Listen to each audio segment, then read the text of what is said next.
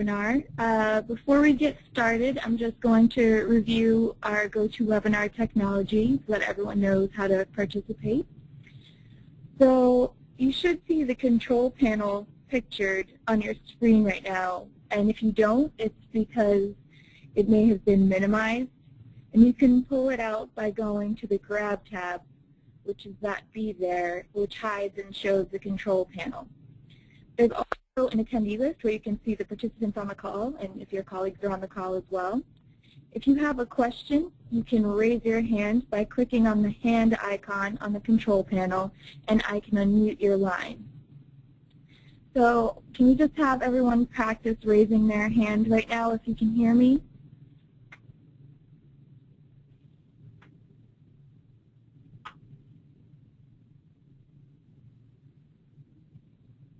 Okay, great. Thank you. And great. Another way that you can participate is through the question pane. You can type your question in the question pane, and I can read it to the group, or I can respond privately. Now, all of the panes can be expanded or minimized by clicking on the plus or minus buttons that are on the top left of each pane. So in the past, we've had some audio trouble, but if for some reason you're having difficulty being heard, you want to make sure that you're not muted on your personal phone or on your computer, and that you've entered the audio pin that was provided to you at the beginning of the call. If you're finding that that's not working, you can always hang up and call back in and be sure to enter the audio pin.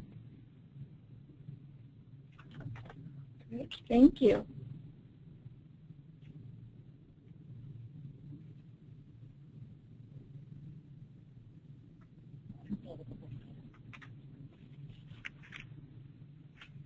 Hello everyone, this is Carol Lincoln from Achieving the Dream. We started a few minutes early today to make sure we got the technology review done before the beginning of the program, so I'm just going to wait a minute or two to allow a few more people to sign on before we begin. But you're perfectly connected up. If you're hearing my voice, everything is fine, but we'll just wait a minute or two to get a few more people on board.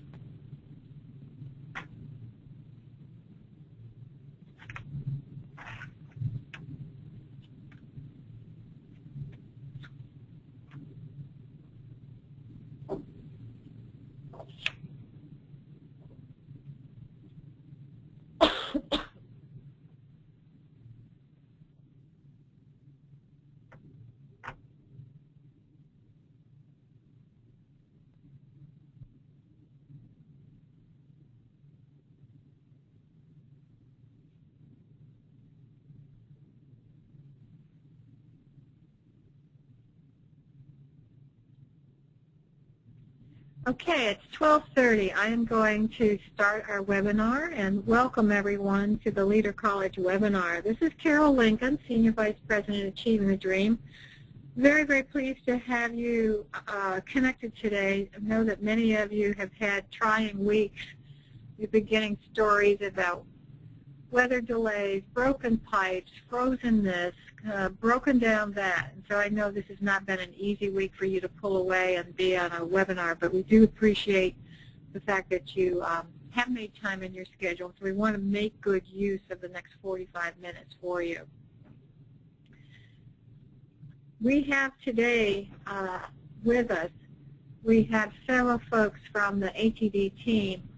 You've seen my name and voice picture before. Leslie Lass wanted to be with us today, but she's trying to recover from the flu, so she's not on board today with us.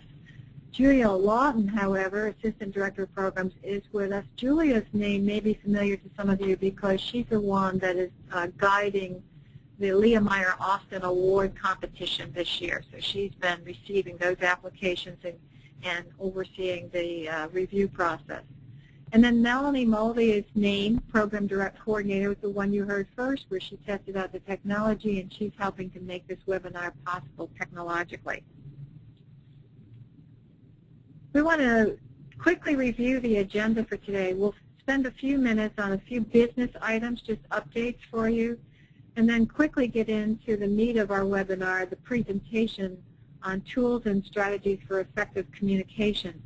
We're fortunate today to have Lauren Lewis from Achieve the Dream, who leads our communications work. She's going to share some thoughts and suggestions and tools with you. And then really happy that Tom James and Christine Keeley-Cleese from Durham Technical Community College have been able to come on board today and talk about the way they've applied some of these communication strategies. We'll have time for discussion, time to review some communication resources, and then we'll give a quick announcement at the end about the next Leader College webinar. So first, a couple of business reminders. You know that DREAM registration is open. We're really thrilled that we have, as of this morning, I think we had 1,066 registrations already on the books. That puts us about 300 people ahead of where we were this time last year. So if your team has not yet signed up and registered, please ask them to do that soon, because we don't want you to be disappointed and not have the hotel space or other accommodations that you wish. You know that the theme is equity and excellence, as it is each year. This year we've got a couple of special things going on, including a celebration of our 10th anniversary, because it was 10 years ago this spring that the first group of community colleges came on board as the pioneer cohort to work on achieving the Dreams goals. There will be a follow-up email to you with a registration link, so please go ahead and make sure that you've got your team signed up to do that, to come to the DREAM Institute. The second item of business I want to just mention today is that the deadline is fast approaching for you to vote on the Dream Big for College Student Design Contest.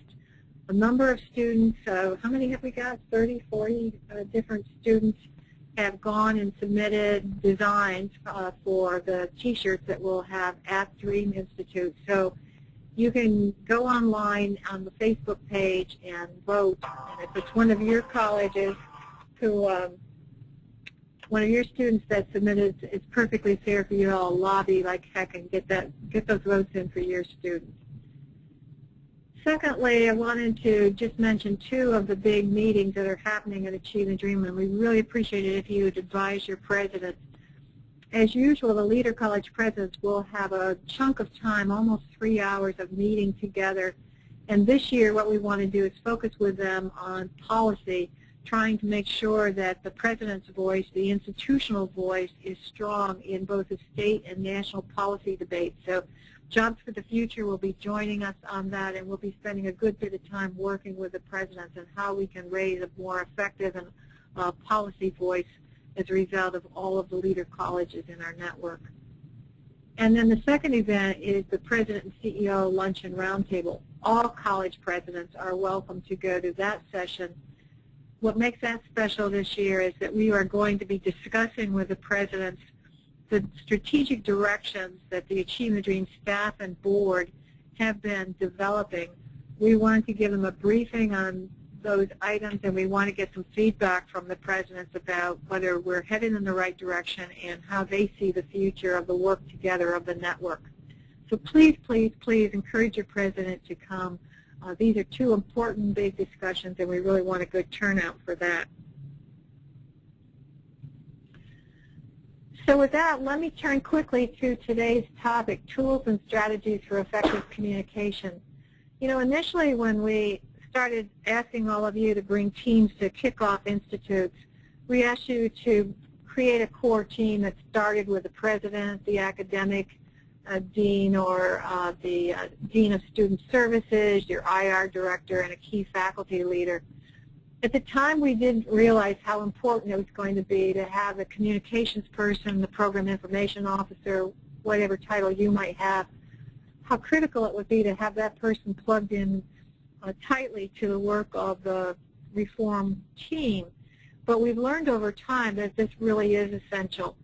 So for the last 2 years at Kickoff Institute, we have invited the new colleges to bring with them their chief communications person, so that right from the start, the communications people can be engaged in the work and really help communicate both internally and externally.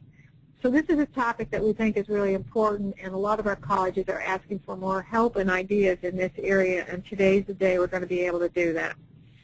So with that, I want to turn this over to Lauren Lewis at Achieving the Dream, our communications manager, and ask her to please start us off with this, and then she will be joined by Tom James at Durham Tech and Christine Keeley-Cleese from Durham Tech.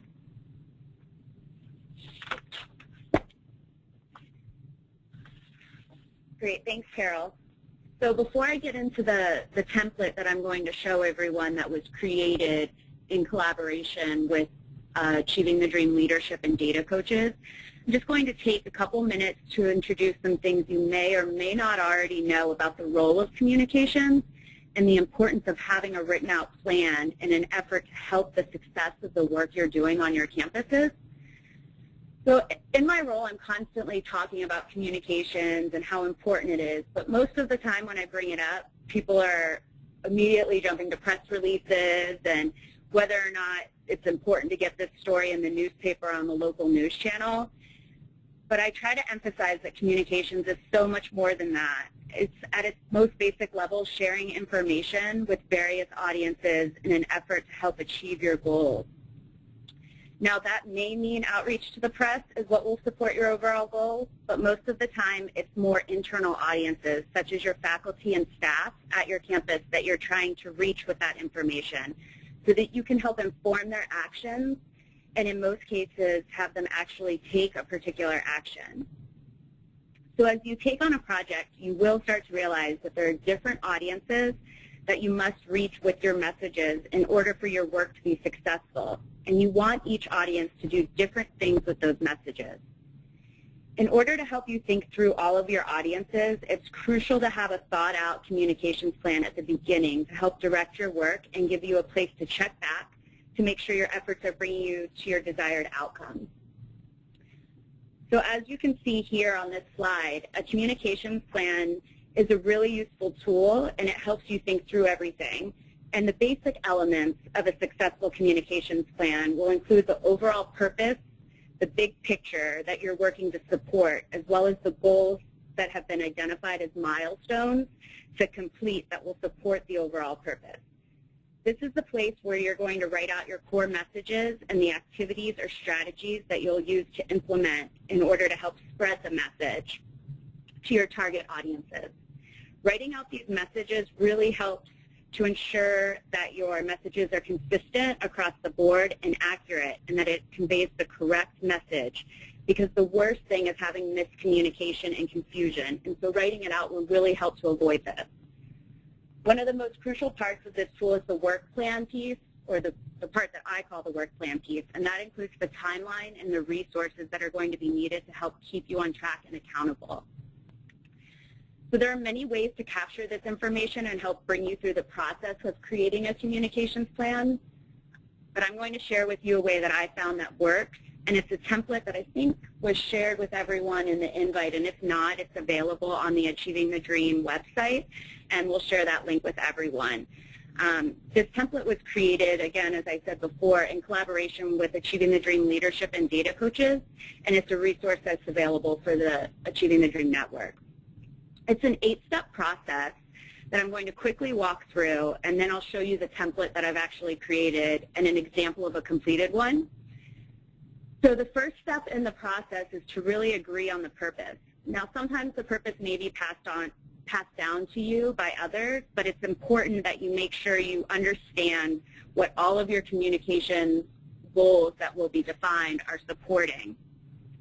So then after you come up with the purpose, you're going to come up with some specific and most importantly measurable goals that you're going to work toward. So for each goal, you will most likely have multiple tasks and audiences identified in order to reach that goal. So you would complete the next 6 steps for each goal. Once you've identified your goals, you will then identify and profile your audiences. This is important so that you have the background information that's essential in identifying the best ways to reach those targeted audiences, as well as the messages that will really reach those audiences and get them to do what you're seeking them to do. Next, you'll create those key messages you want to get out there, as well as the channels you will use to get them out to reach those audiences. After you've figured that out, you'll want to move on to identifying the resources that will be needed to get the work done. Now, this isn't always money, and I know that budgets are tight, and sometimes communications is the last place to allocate funding for, so it's important to think creatively here, because there's many ways that you can utilize already established channels of communication or events that are already happening to really get your message out. You want to think creatively about partnerships and other ways to get your message to your audiences.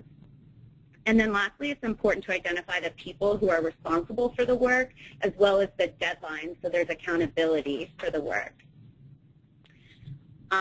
Well, last but not least, you want to definitely make sure that you're evaluating and making corrections to your plan, and having it written out really makes this a lot easier so that you have something to check back and make sure that you're reaching the goals and that those measures are coming out the way that you were planning at the beginning, because the communications plan is a living document and you're constantly having to reevaluate and change it according to the current environment at your institution.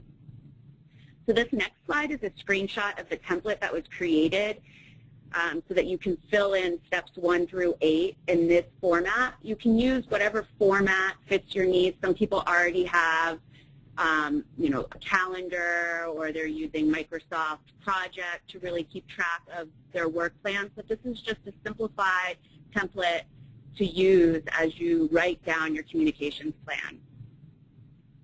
And then the next slide is an example that I've created to kind of put some more context to this plan.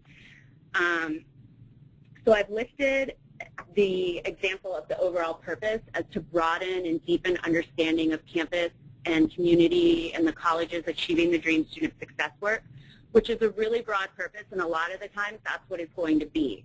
So that's why this next step of identifying goals that will help support that are really where you start to get some meat to this communications plan. And so one of the goals that I've identified as an example to support that overall purpose is to ensure that internal audiences understand student outcome data by sharing openly and regularly throughout the year and clearly identifying implications of data at already established events and in currently produced publications.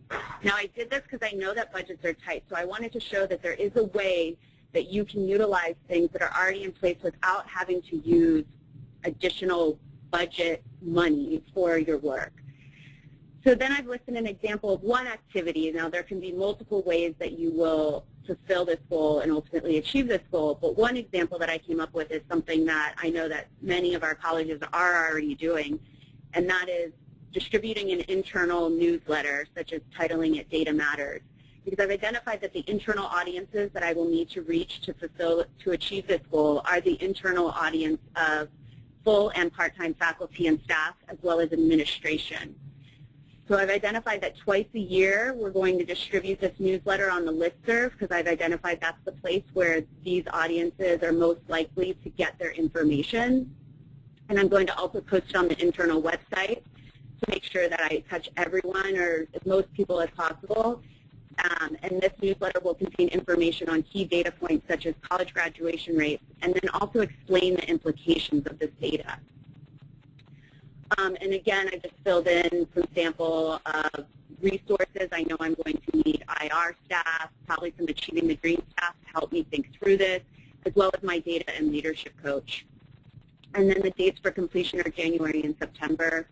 And then I've identified also the lead person. And there's a column for status, and this is meant to be updated regularly. And at this point, I'm just stating that there's an initial draft so that I know that I can check back and update that once it's been posted. And anyone else who's working on this can also see where we are in the status. So this is the tool that was created for your use, and hopefully you all will find it useful, because I think it's really important to write this all out, especially because there's multiple people working on these things. Many times, as you can see, there's other key people listed in that column. So it's important that there's one place that everyone can go to and know where we are in the process and have a place to check back on and get the information that's needed so that we can ultimately support the overall purpose and get the student success work spread throughout the campus. Well, thank you, Lauren. With that, what we'd like to do is we'd like to turn it over to Tom and Christine, and give them a chance to talk about how they've been thinking and acting upon this issue at Durham Tech. So Tom and Christine, would you please share with us some of this good stuff? Sure, thank you. And thanks, Lauren, for giving us a kernel of an idea here at Durham Tech. We've got a very strong core team and process for what we're going to talk about today, and that is for preparing for and writing grants and then managing them after the fact. But what we don't have is our communications person on our core team, so that is something that we will take away from this call. Thanks for that. The first item that we're talking about here related to grant writing specifically and communications related to that has to do with our core team. We have a very strong core team that has stayed with us as an integral part of the college since 2004 when we started this work. So we have been together, many of us, for many years, thinking about, talking about, and working on these issues. We've set priorities and directions for college proposals based on these ongoing conversations, and together vet those priorities for resource development ahead of the grant opportunities, and often are talking to our director of grants saying, here's something we've identified. Most recently, an example of that is through using the Lost Momentum framework and working on a really large Title III grant, and saying, as a result of that, when we were not successful with that grant, that is the meat of a number of different proposals that can go out now targeted at specific needs that we've identified, rather than the other way around, the way it used to be, which is an opportunity comes up, we scramble, we decide, is this something that we can do, and we put things together. We're ready, we're poised now when we need to be when an opportunity comes up. So it feels a little bit more comfortable than it used to years ago. I'm going to hand things over to Tom. We're going to sort of tag team on these different points on this slide.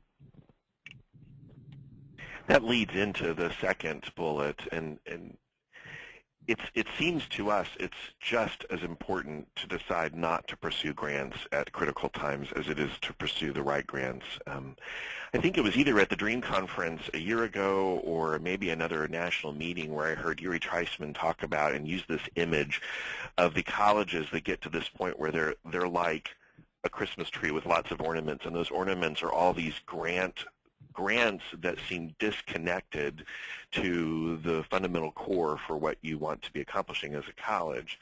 And that's exactly what we don't want. We don't want our faculty and our staff feeling like, oh my gosh, one more thing we have to do, and here are all these requirements. We want them to feel as if what we're doing makes sense with the direction for the college. And so it's been interesting to us to make decisions to say, wow, this is a huge grant, it's a great opportunity, but it doesn't really fit with what we think we should do.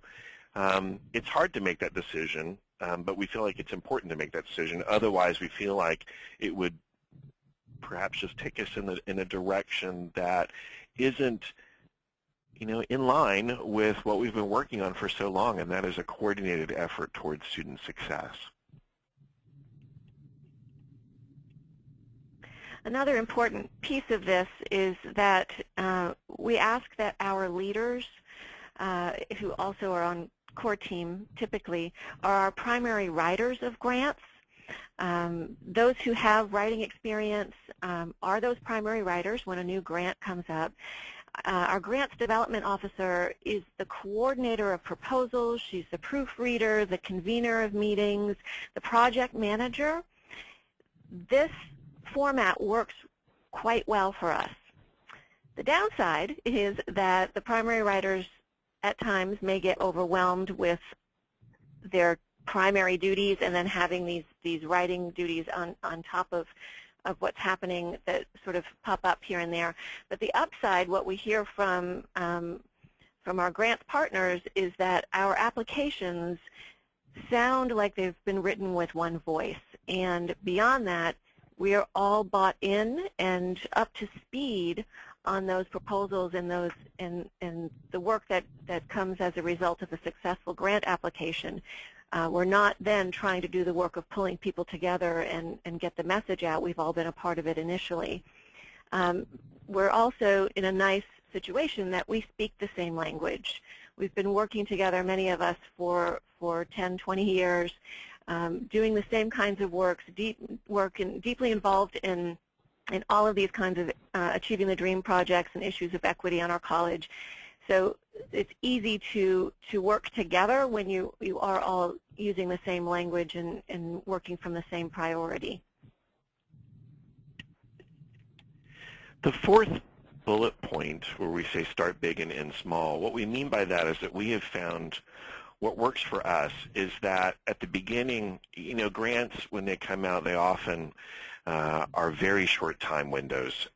So, I mean, if you've done the background work, if you know what's important to you and you know basically the core proposals you want to put forward, when that grant is out there, the announcement, you have very little time to make it all work. And what we mean by start big is that, a core principle is engagement. We have to make sure that everyone is engaged in, is this the right decision for us? What is the idea that we want to put forward? What are the pieces? And we need to get everyone at the table. And so we have found the last couple of big opportunities that we have a very big meeting, lots of people at the table to discuss what the parameters of the grant are, what we want to do. Everyone's there kind of helping to shape the decisions about it. And then the reality is you got to get the grant written. And in order to get the grant written, it's not easy to have 30 to 50 people in the kitchen at that time.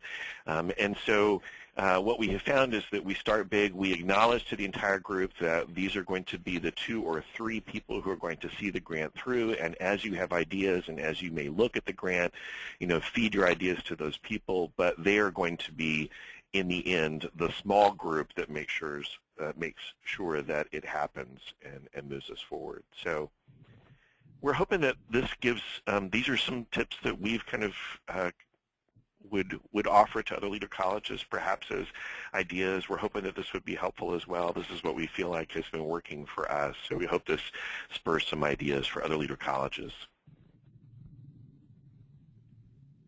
Well, thank you, Tom and Christine. I'm fascinated by this. I hadn't, when I first knew we were going to do this webinar, it didn't dawn on me that we would end up talking about the communication strategy being so central to making decisions about what grants to apply to and how to make those decisions. This is really, really fascinating, the way you're thinking about this. I'll point out to everybody, you are a Round 1 college, so you've been around this work for 10 years now, and I'm really impressed with how you're thinking about this and applying it in a really strategic way. We are right on time, and this is the time portion of the webinar where you get a chance to raise questions or make contributions and keep the conversation going. So you can write in your questions into the box on the screen, or you could raise your hand and let us know if there's something in particular you'd like to pitch to either Lauren or Christine or Tom. In the meantime, while we're giving you a chance to do that, I think what I'd like to do is, I know that we've got a colleague from Bunker Hill on the line today. Leah, I think you're on the line today, and I'm wondering if you would be willing to share how your college has been thinking about a communications plan and how you've been using it more strategically for part of your planning. If you're on board here today, Leah, could we unmute you and ask you to say a few words? Sure. Can you hear us? Yes, we can. Thank you. Okay. So I'm actually joined by 2 of my colleagues who I'll let introduce themselves. Hi, Lori Catalozzi, Dean of Humanities and Learning Communities. Hello. Hi, this is Patricia Bray, Director of PR and Editorial Service.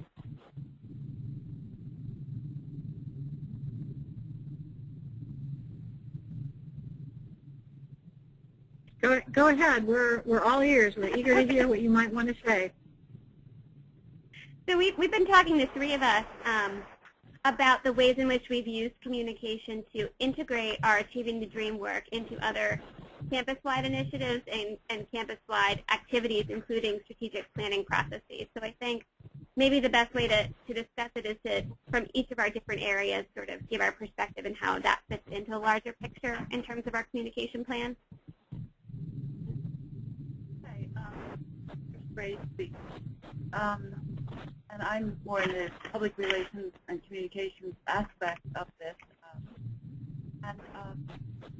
What we are trying to do and have done through various different meetings and so on is establish college goals. One of our college goals is involved in building our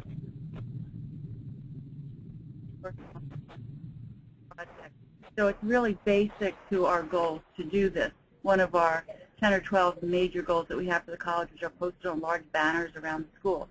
So we are trying to communicate in a very general way the important project. So one of the things I want to speak to is coordinating and creating a consistent message. I work a lot on the mag, and I'm with our newly redesigned website. And one of the important things about this is Lori, are you the one? Excuse me, Lori, are you the one speaking right now? No, it's Patricia. Do you need her to speak more? Can you hear me? Well, I'll tell you, you're breaking up, and I wonder if it's because you're using a speakerphone. If you could speak into the receiver, we're missing about every other word. Oh, okay. All right, so you caught us. We were using the speakerphone. Didn't know you could tell that. And this is Patricia Brady. Yes, thank you, Patricia. It makes a very big difference. We hear you very well now. Oh, good. Okay.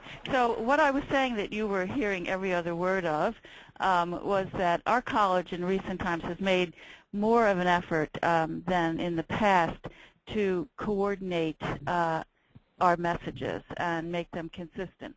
And one of the ways that we have done this is by, this refers to all of our work, all of our public relations work. One of the ways that we have done this is we have created a new department called Integrated Marketing and Communications. And that means that the same executive director is in charge of press releases, of overseeing our magazine, our college magazine, which goes out twice a year to about 20,000 people, and our website. So we have also instituted a new way that people throughout the college can request communications work of any sort, so that you can go online and file a request, say for a brochure about learning communities, for example, or about achieving the dream, or anything else that you are involved in.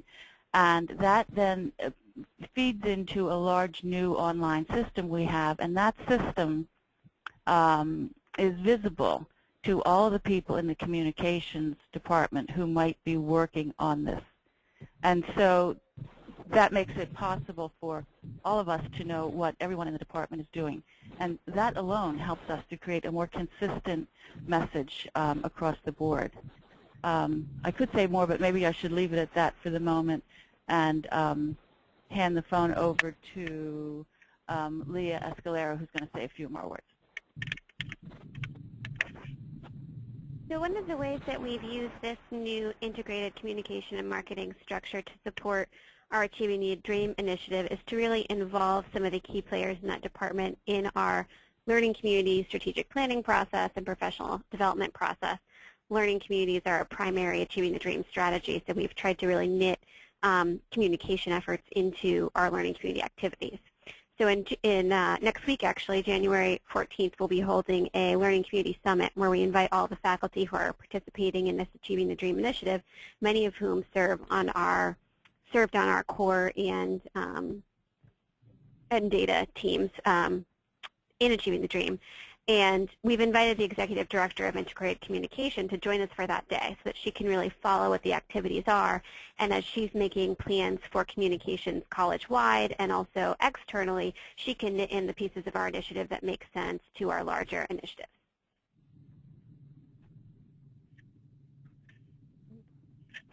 We're having trouble hearing. I'm not sure if you can hear us. Yes, you came through beautifully. No problem. Thank you very much. We posted a few questions, discussion questions on the screen to get folks thinking a little bit. I wonder if Tom or Christine have anything they'd like to say in reaction to some of what they heard from Bunker Hill or what they see on the screen in terms of some of these questions.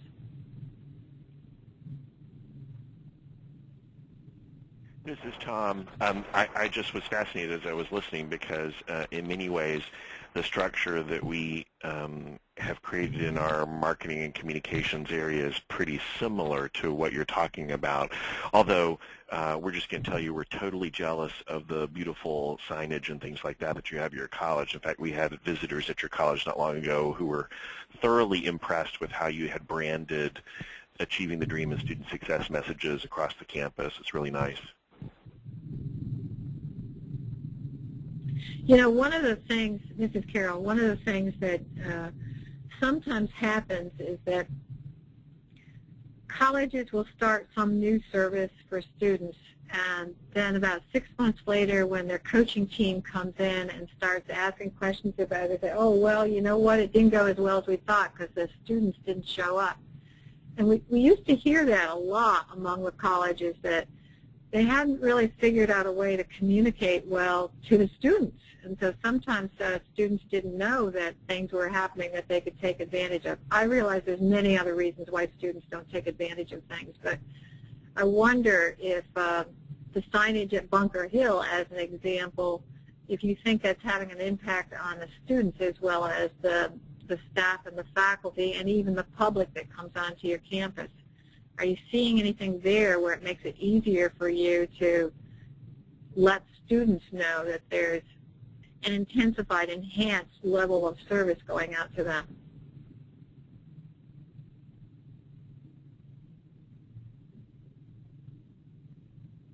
That was to Bunker Hill. Anybody on Bunker Hill want to comment on that? Hi, this is Lori. I can comment on that. Can you hear me? Yes, we can. Great, great. So I would say that the signage is definitely provides context and a sort of background that is helpful. I would call it necessary but not sufficient in terms of the student recruitment piece. It creates a consistency of messaging, and if done well, kind of creates a buzz on campus, I would say, that helps in any kind of effort to, particularly for our learning communities, to have students interested in taking particular courses, or with our new Life Map initiative, which grew out of our learning community work, to have students who know about the services that are available, know where to go, and what they can avail themselves of there. I think for us, though, that a big key in the early stages of our learning community work was getting students involved in messaging by having students in our visual and media and arts department designing posters that really became, I would say, a buzz on campus to help students learn about our learning communities, get interested in particular themes in our learning community. So that student involvement, I think, is critical to the communication piece internally to students on campus. Thank you. Appreciate that. Anything else? If anybody has a question or a comment they'd like to make, you can indicate that on your screen so that we can call on you. If not, I'm going to ask the several people who've been on today if they've got any other thoughts that they want to add. We've basically been talking about internal communication strategies. We haven't really focused on the external. I think that's another whole area. But the internal one, I think, is the one that people overlook. It's easy to think about how do we advertise what we're doing to the community and make sure they hear the good stories, student success stories. But sometimes we underestimate the level of effort that really needs to go into the internal communications, and I'm really, really happy that the Durham Tech folks were here to give us some of their thoughts about how they're doing that. Any other closing reflections from either our colleagues at Bunker Hill or our colleagues at Durham Tech?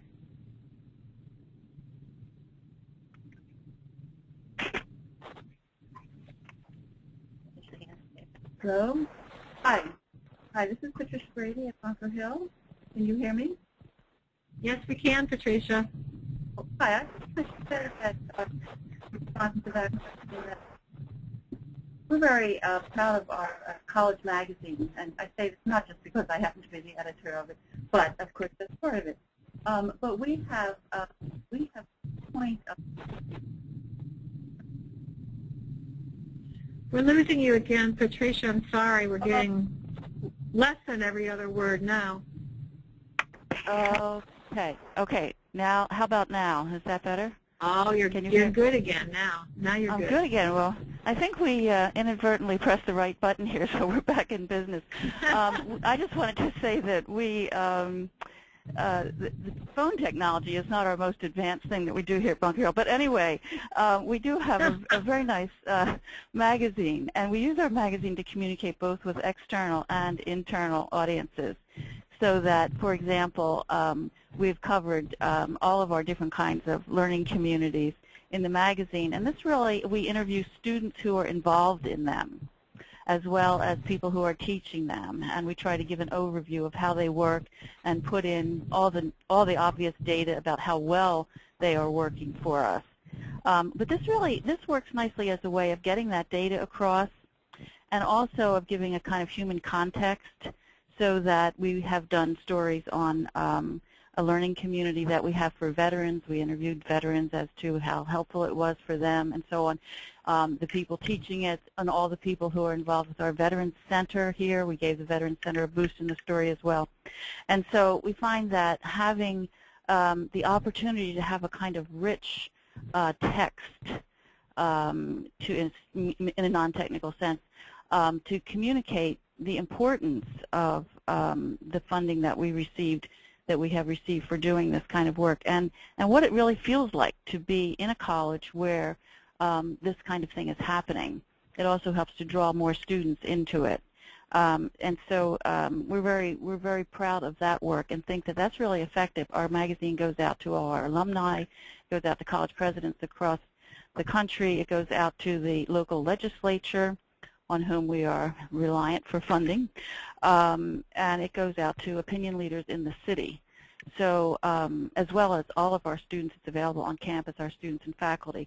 So this is really an important resource for us in communicating kind of the whole picture to folks, all about the funding, all about the effect, all about the real life experience on campus. So I can't recommend anything more highly as far as an effective way of communicating about our projects and our success with the projects. Okay, thank you. Patricia, I thank you for bringing that up, and you have me on your distribution list. So when your absolutely beautiful magazine arrives, I usually get questioned by my husband, what magazine did I just start a new subscription to? It looks so good. He's sure I've spent $50 on a new subscription. So it's usually on our coffee table. It absolutely is a wonderful publication. I'm glad you thought to bring it up. In light of the time, I'm going to turn this back over to Lauren, who wants to outline a few resources that we have that will be shared with you in a follow-up email. Thanks, Carol. So another hat that I wear at Achieving the Dream is really trying to help support the communication efforts of our colleges. So one of the biggest resources that you all have at your fingertips is our website, and that's really where we post the most up-to-date information. But the most interesting part of the website and a place for our colleges to highlight the work that they're doing is on our homepage. At the bottom, which isn't pictured here on this slide, there is a student spotlight, and so we really encourage our colleges to send us students or faculty and staff that they want to highlight on our website and share the story and success of the people on your campus, and we're happy to post them on our homepage, and we do get submissions. So if you have something, please send it along. We also keep track of the news about our network, and so we really like to promote the good news that you guys all get out there in the newspapers. And so we post this on our latest news section, which we did pull out right here so you can see. We do highlight that. There's also a whole resource center that we call the Public Information Officer Portal. So every PIO on your campus or on your Achieving the Dream core team has been given a login for this portal on our website. And if you don't have it, you can always reach out to me and I can give you access to the site. But that's where you can find some useful resources, some one-pagers, just basic information about Achieving the Dream that we really encourage you to use in presentations or to help support meetings that you're having about Achieving the Dream, to get the word out about the work that you're doing on your campus. And then last but not least, we're also on social media, and we connect with all of our colleges on these platforms regularly and share the news there and have conversations in the Twitter sphere and on Facebook. Facebook's really for our student outreach, and Twitter's really for the network. And so we strongly encourage you to connect with us there if you aren't already connected. Thank you, Laura. We'd like to do a quick poll. We'd like to get your feedback on how useful today's webinar has been to you. So Melanie is going to put up the standard evaluation form that we use, and we're going to ask you to weigh in as soon as you see it. What happened to it, Melanie? It's up. I see. Okay. So if everyone can see the poll, we just like to gather your feedback to make these webinars as useful as possible. So we ask that you please select all the statements with which you agree. This call was useful and informative. I enjoyed the webinar format. This webinar gave me new ideas that we could implement. There was enough time for questions and discussion, or this call did not meet my expectations. So we're just going to give everyone a minute to put those answers in.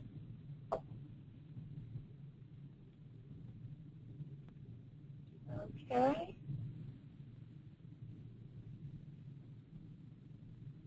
Almost everyone.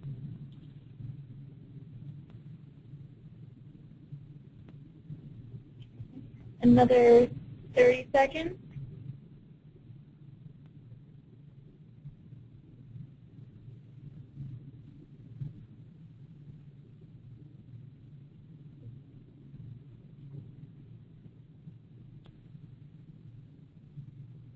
Okay, last chance.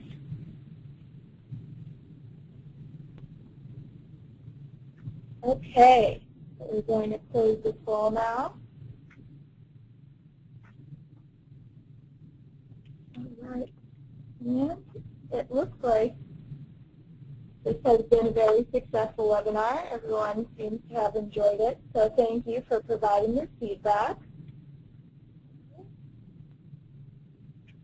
Okay, well, very good. Our thanks again to Lauren, Tom, and Christine for your time today, and also for Bunker Hill, Lori, Leah, and Patricia for contributing. Wanted to let you know that the next webinar is going to be in March, not February. We're skipping February because we want all of you to spend your time coming to Dream. But the next one will be March 6th at 12:30 p.m. Eastern Standard Time. We do not have a topic confirmed as yet. We're working on that, working on getting some guests together. So we will send you a notice fairly quickly about what that webinar will be about. In the meantime, though, stay warm, take care of yourself, stay healthy, and we look forward to seeing all of you at Dream in just a very short time in sunny Florida. Take care. Have a great afternoon. Bye-bye.